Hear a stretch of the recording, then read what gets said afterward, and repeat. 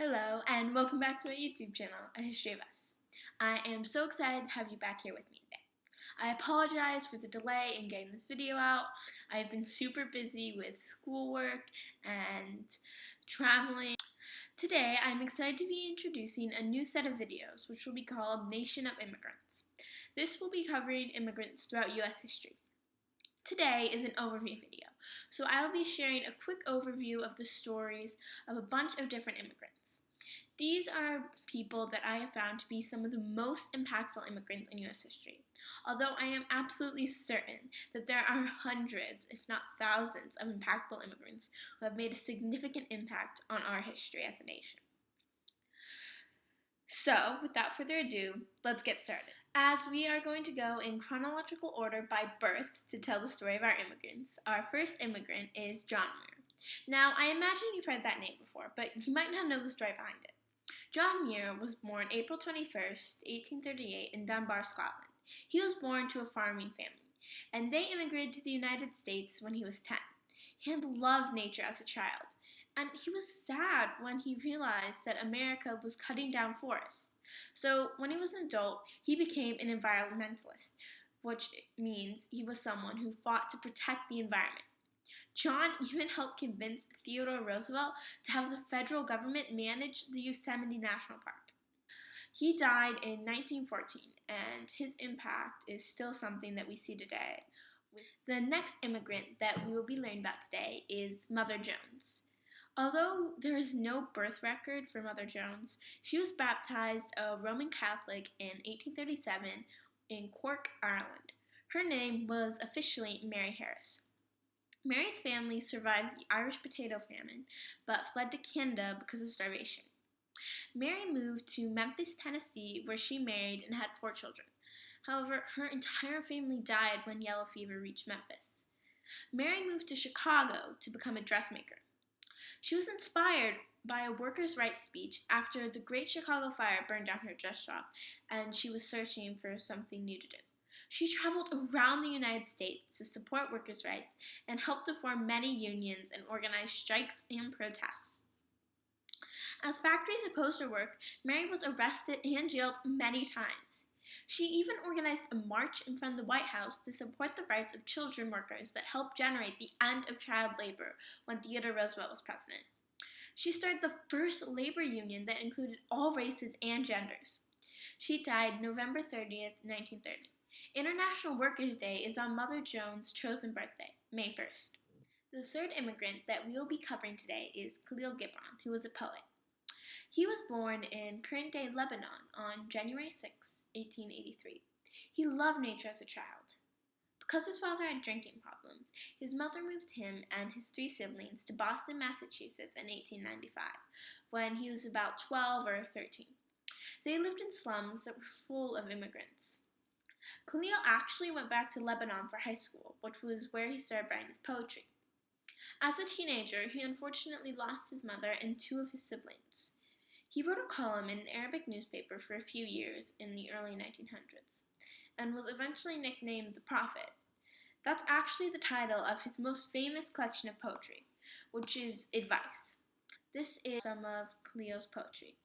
The poem I will be reading to is entitled The Astronomer. In the shadow of the temple, my friend and I saw a blind man sitting alone. And my friend said, "Behold the wisest man of our land."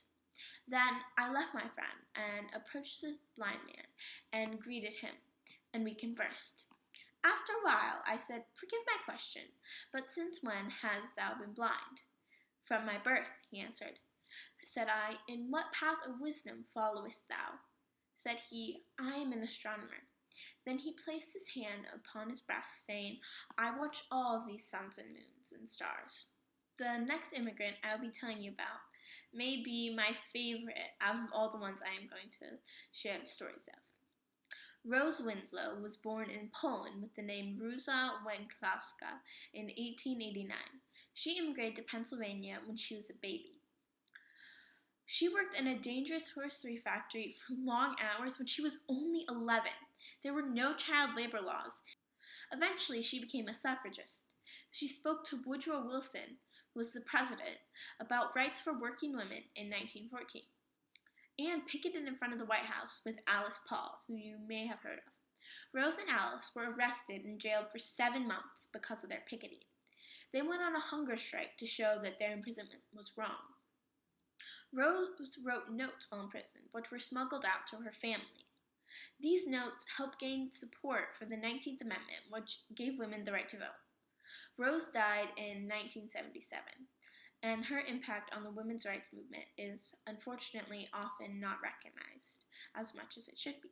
The next immigrant we will be talking about is Carlos Santana, who was a musician.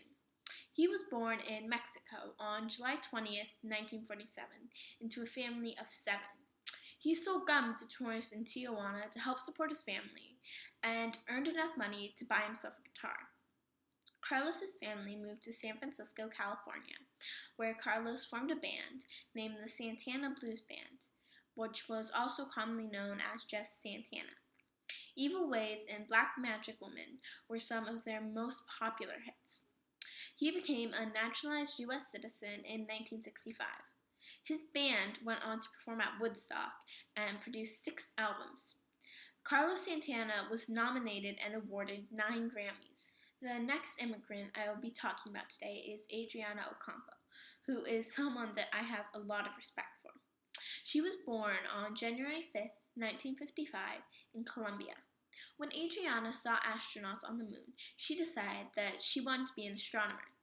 Adriana's family moved to the United States in 1970 when she was 14. She actually got a summer job at NASA's Jet Propulsion Laboratory in 1973 when she was a high school junior. Unfortunately, she felt like the odd one out because there weren't a lot of other Latinx females at NASA, but she continued working hard. She is currently a planetary geologist and has sent probes to multiple planets. Adriana's research actually led to the discovery of the Chicxulub crater, which is the main evidence for scientists' belief that the crater impact destroyed the dinosaurs, which is something that is rarely contested today. She was named the National Hispanic Scientist of the Year in 2016. She is still alive today. The next person we'll be talking about today is Pauline Park, who was born a male in Korea in 1960. Her and her twin brother were adopted by a European American couple. Pauline realized that she was transgender when she was 5 and in kindergarten, which was actually when the term transgender was first used, and this was 1965. Unfortunately, Pauline's mom was not accepting of who she was, so Pauline continued to tell people that she was male, even though she wasn't. Pauline loved playing piano and ended up earning 3 college degrees, but she still wanted to be herself, which meant that she wanted to tell people that she was female, which she eventually did when she was 36. Pauline moved to New York City and became an activist to support the LGBT community, or as it is known today, the LGBTQIA+ community. Pauline even helped to get transgender added to the acronym that is still used today, LGBTQ or LGBTQIA+, and she advocated for a transgender bill to be added to the New York City Human Rights Law and was next to the mayor when he signed that bill into law.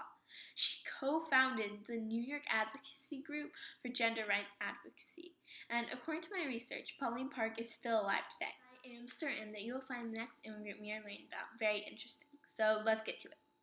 Sergey Brin was born in Moscow, Russia on August 21st in 1973. He grew up in the Soviet Union where Jewish people, such as himself, were banned from doing many things. For example, his father wanted to be an astronomer, but wasn't able to because of his faith. Sergey's family fled to the United States when he was 6 in 1979. Unfortunately, he was teased by classmates because of his thick accent. When he was older, Sergey attended Stanford University on a science scholarship. It was there that he met Larry Page, who helped him to develop Google. They both left Stanford to continue working on this website. As we all know today, Google is something that almost all of us use daily. I know that for all my research for these videos and for most of the resources that I share in these videos, I use Google to create those and find them. So it's amazing to learn that the person who created this amazing website, or I mean helped create it, wasn't even born in the United States. So in 2015, Google became Alphabet, which includes Google Maps, YouTube, and Gmail, and I'm certain many other things, but I just don't have all of them. Sergey was the president of this. Sergey fought against Donald Trump's ban on Syrian immigrants in 2017. He says that his experience as an immigrant taught him how important the opportunities in the United States were to refugees. According to my research, Sergey is still alive today. The last immigrant that we will be learning about today is named Barbara Young. Unfortunately, I could not find her birth year, so it may be a little bit out of order chronologically. Barbara Young was a bus conductor in Barbados, but she lost her job and she moved to New York City to start a new life. So Barbara was a nanny, but she earned less than she had in Barbados. She had no days off and worked really long hours. Many of her nanny friends were also immigrants or refugees. And Barbara was saddened to discover that there was no legal protection for domestic workers and no minimum wage. Barbara started to fight for rights for domestic workers and helped start the domestic workers' civil rights movement. After 6 years of working, New York passed the Domestic Workers' Bill of Rights in 2010, and many other states followed their example. This meant that domestic workers had a decent wage, overtime pay, and paid time off, just like workers in other fields. Barbara Young is still alive today, according to my research. Thank you so much for listening to the stories of these amazing immigrants. The last thing that I would like to say is that I want you all to remember that these things that I've talked about today were all done by people who weren't born in the United States. But we still have an issue today with immigration. Immigrants are often shunned, especially ones that don't come through the legal system, because it is really difficult to enter the United States legally as an immigrant. However, we should realize that these people, as I've shared today, have an amazing impact on our society. Rose Winslow helped give women like me the right to vote. Pauline Park helped fight for the rights of transgender people. Sergey Brin created the website that we use daily. Barbara Young fought for the rights of domestic workers, even if they weren't refugees like her. Khalil Gibran wrote poetry that we can all enjoy. Muir helped protect the national parks so that we can go enjoy them today. And although these people aren't natural-born citizens, they are amazing. And because the United States allowed these people to come in and didn't kick them out, we have things that we would never have had without them today. Google, all the John Muir parks, maybe even the national parks like Yosemite. We might not have transgender protection. We might not have protection for domestic workers. We might not have gained enough support for the women's rights movement. So next time you think about immigration, I want you to remember the stories of all these people and think again before you shun every immigrant, because you could be limiting our nation. Thank you. So again, thank you so much for watching today. Here are the resources that I used in my video and a couple notes that I have on that.